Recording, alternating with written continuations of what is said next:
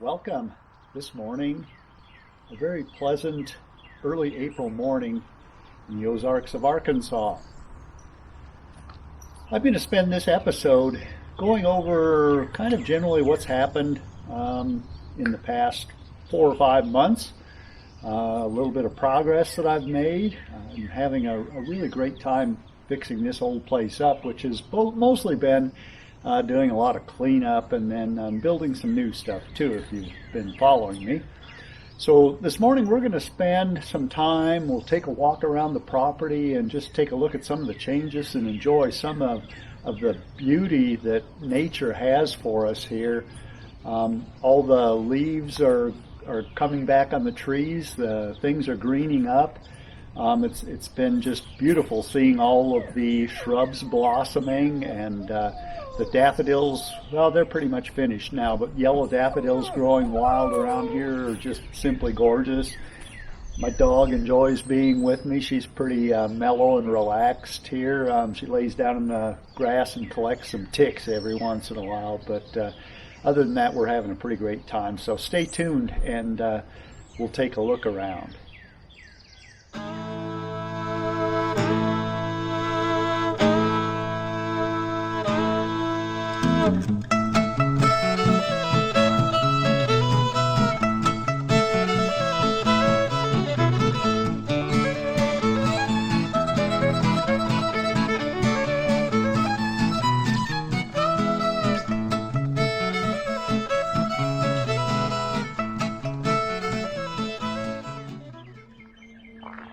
Here along the highway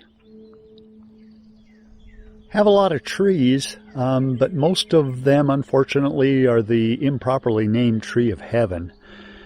They like to kill other trees. They're an invasive species here in Arkansas. And the only other tree that manages to live around them are the hackberry trees. And the hackberry trees are a pretty beautiful species. I love using them for firewood.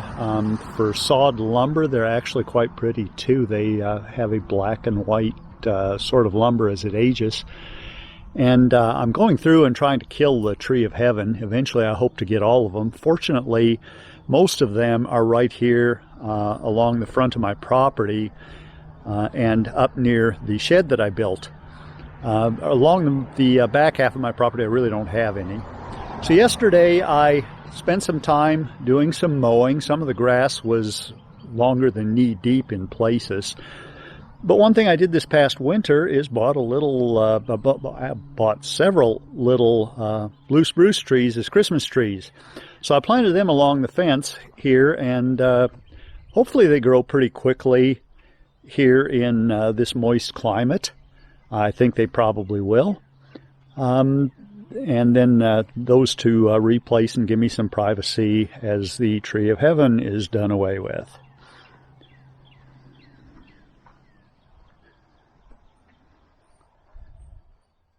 The original homesteader had a small orchard here, mostly pear trees, and I think still alive I have 8 pear trees and 2 crabapple trees. And one of the crabapples, from what I've been told by my neighbors, actually grows some pretty substantial size apples for pies. So I'm looking forward to that. One of the apple trees still has blossoms. Most of the pear trees have already lost their blossoms. There were tens of thousands this year, so I'm looking forward to a decent crop, hopefully. One of the things that the tree of heaven hosts is a moth that will kill the production of these fruit trees. So in doing away eventually with the tree of heaven, I hope to have better and better fruit crops. We'll take a look at some of these pears in just a moment.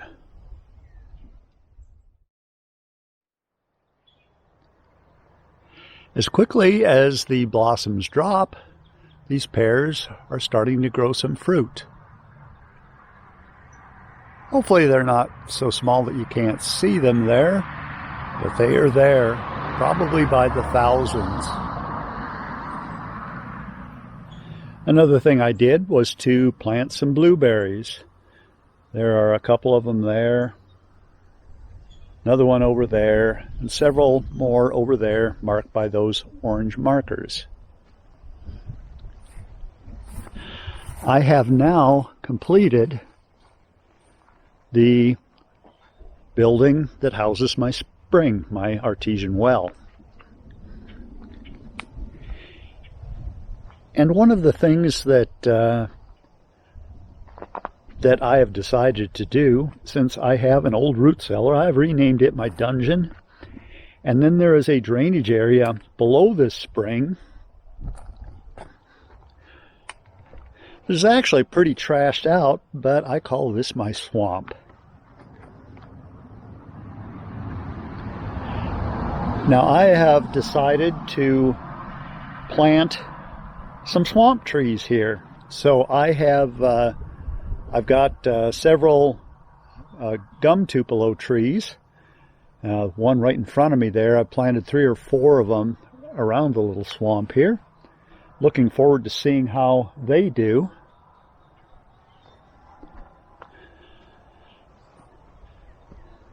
In the distance, you can see I've got a bunch of mowing and a bunch of weed killing to do over there. Most of those are actually raspberry bushes.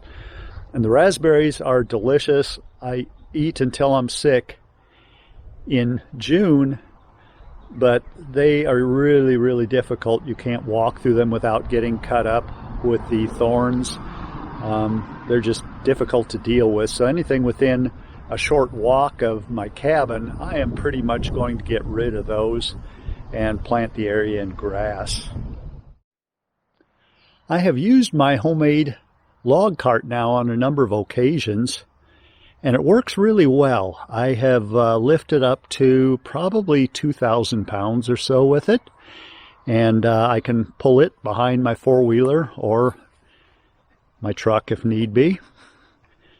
And over here is the lower 12 or 14 feet of the hackberry that I cut down last winter with my grandson that was eating into the overhang on my house, some of the eaves.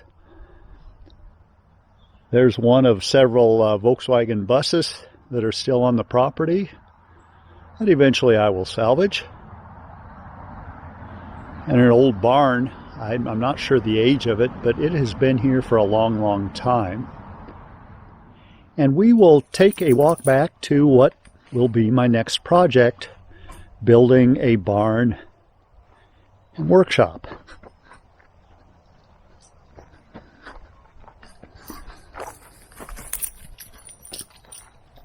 There's Gabby having a walk, looking for critters. Old horse trailer that's still on the property that I will salvage, possibly rebuild.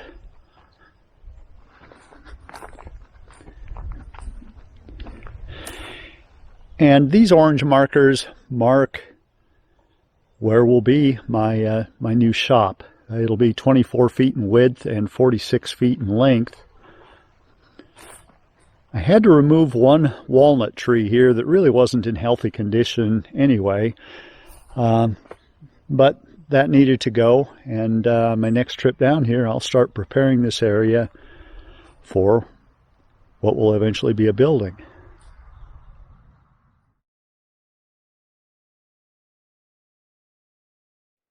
One of the things I really enjoyed back at home is when I need onions for cooking.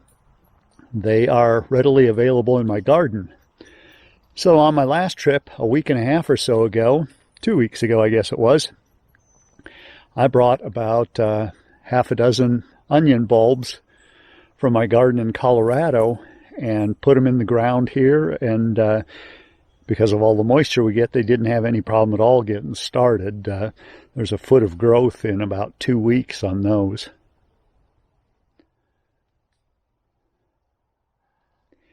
Yesterday, when I did some mowing, I went through the old daffodil field and mowed it down. They were finished blossoming for the season.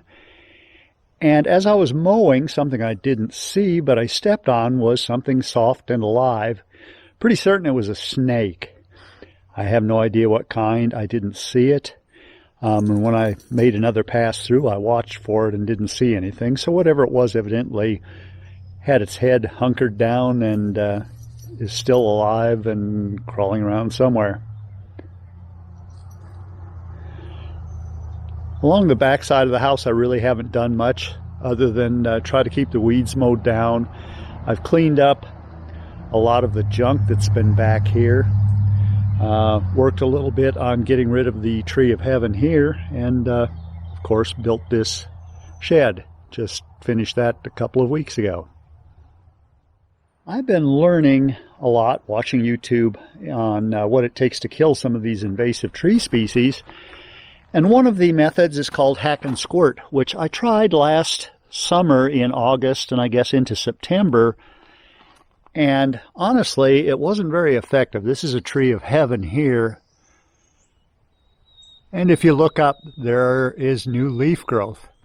So this year, I am trying something here in the spring called basal bark method, in which I have mixed triclopyr, a woody plant killer, with some of the old engine oil that the previous owner had left here. And I'll see if that'll kill the tree. So far, the one thing that I've found fairly effective is to go ahead and just cut the tree down and then immediately treat it with triclopyr, the open cut. And that, I think, has gotten into the root system to some degree, because I really haven't seen a lot of saplings coming up in the areas where I've done that. And the tree of heaven is pretty notorious that when it dies, it sends up hundreds of saplings. I've got to find something that works. Like I said, about the only tree that seems to do well around the tree of heaven is the hackberry. And I've got a number of those around, but this area here was pretty much infested with the tree of heaven last year.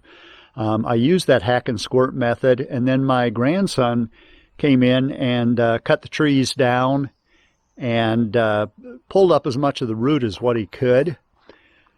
But one side of my majestic maple tree, this one branch that's nearest to me here, kind of on the left, is dead. And that, I really believe that's because the tree of heaven, there were so many of them that lived in this area, and they are notorious for putting out a poison to other trees.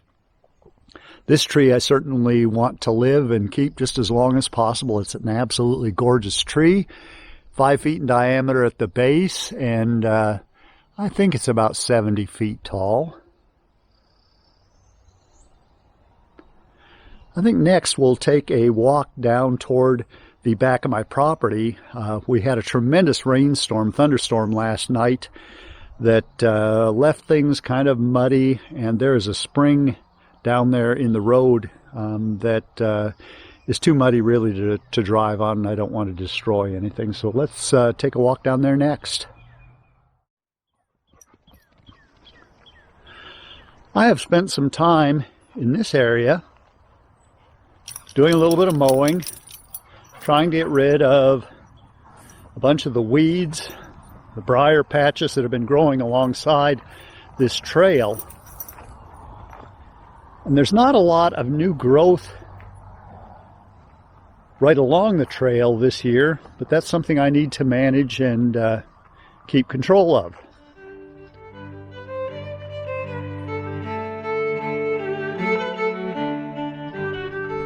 Something that is truly beautiful this time of year are the flowering trees. Here's a small eastern redbud that is blossoming everywhere in this area of Arkansas. And some of the bigger trees, oh my goodness, just put out this magenta tint to a green forest background.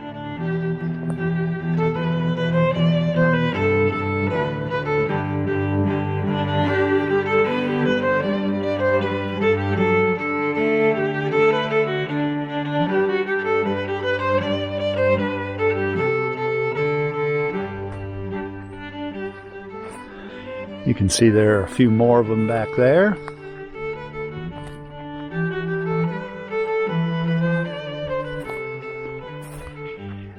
And then this white blossoming tree, I have not looked up yet what it is, but they just started blossoming just a couple of days ago. Really very pretty.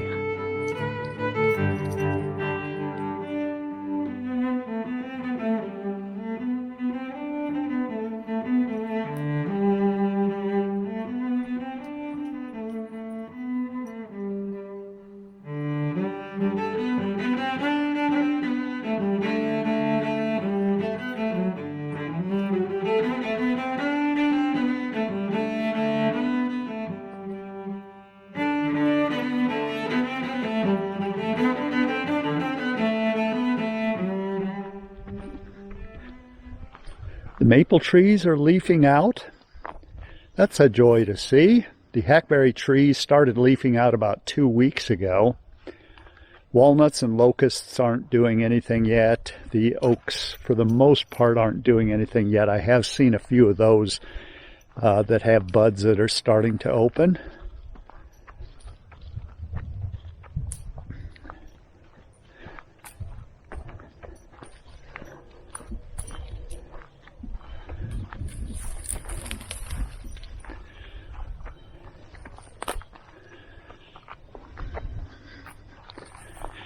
When we took the tour through here back in November on my rhino, if you watched it, you may remember an extremely steep part of hillside coming up ahead here. When my daughter was here with me last week or 2 weeks ago, she really didn't want to navigate that steep hillside on the rhino, so she wanted a turnaround area, which I made here. I brought the mower down and did a bunch of cutting, removed some rocks, made it a little easier to navigate. And then sometime in the past week, someone had trespassed in this area, and there is a spring that comes basically right out of the hillside. It isn't running a lot, but it's running enough that makes this extremely muddy and slippery. And they left all kinds of things down here, shovels, tire chains, any junk that they may have had in the back of their vehicle, I guess, to try to get out of here. And they evidently managed to get out because they're no longer here, but they did tear things up.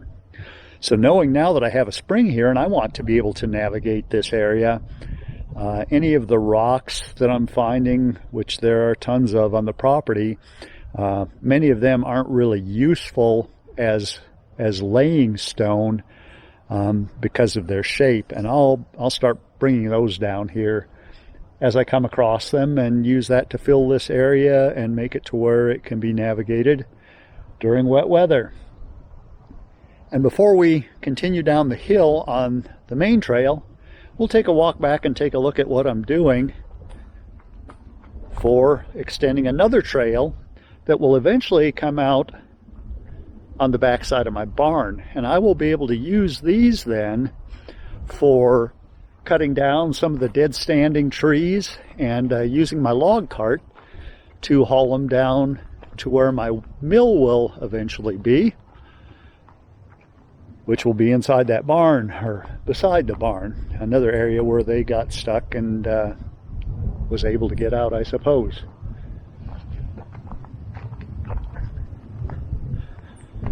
And from here, I'll turn back up the hill and move toward my west property line with the trail all the way to the barn.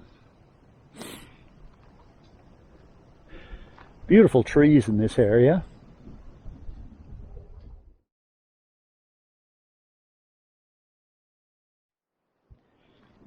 As we walk down the hillside here, kind of take a look around.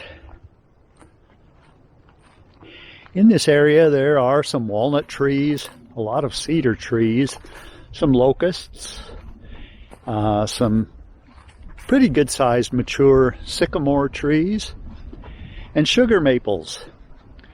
And that is something that I didn't do anything with last year.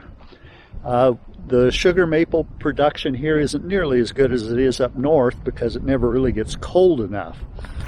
So the sugar maple season here would be in probably January and February instead of February through April like it is further to the north. But one thing that I'll end up doing this summer is marking all my sugar maple trees and coming in, and if I'm here at the right time of year next year, I will try to get some maple sap and boil it down into maple syrup.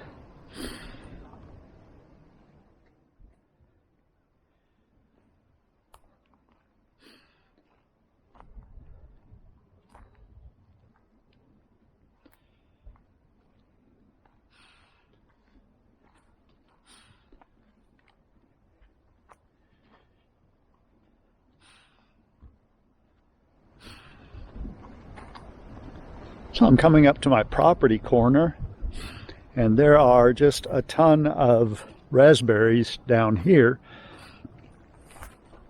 some of which I cut down just to have access to my property corner. This is my neighbor's property. Still has a ton of raspberries here.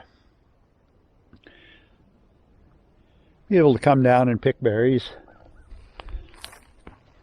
in June. Looking over the top of those, you can see there's a few of the eastern redbud trees, and whatever that is that has the white blossoms. In the distance, there are some sycamores. Actually, there's one sycamore right in front of us there.